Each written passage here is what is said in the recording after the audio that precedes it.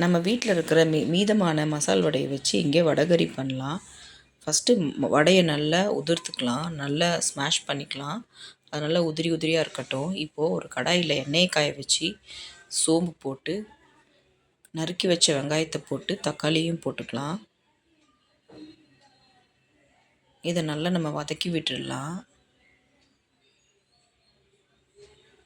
இப்போது இஞ்சி பூண்டு பேஸ்ட் போட்டுக்கலாம்.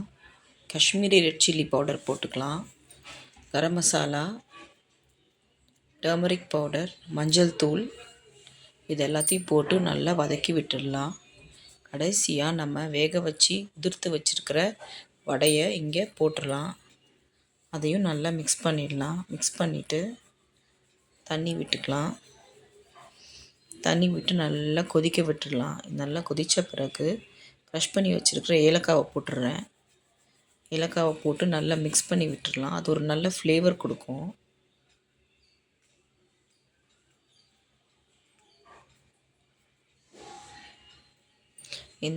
இப்போது இந்த வடைகறியில் தேங்காய் பால் விட்டுறேன். தேங்காய் பால் விட்டுட்டு அதை ஒரு 5 நிமிஷம் மட்டும் கொதிக்க வச்சிடலாம். ரொம்ப நேரம் கொதிக்க வைக்கக்கூடாது.